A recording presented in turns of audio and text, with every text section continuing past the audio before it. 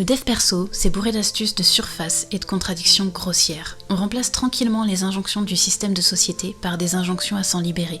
Apparemment, il y a une liste finie de manières de s'en libérer. On n'a pas le droit de faire comme on l'entend. Si on va encore mal, c'est parce qu'on ne connaît pas cette méthode de respiration tête penchée à droite ou qu'on n'a pas encore maîtrisé l'art de suivre ce tout nouveau protocole en 38 étapes. C'est bien connu, c'est aussi simple que ça. Et on te vend des méthodes comme si elles étaient universelles et étaient la solution ultime pour tout le monde. Je sais, c'est le principe du mécanisme unique prôné par le marketing. Et je ne dis pas c'est efficace, mais il faut voir comment il est employé, ce principe marketing, surtout dans les sphères bien-être et spiritualité.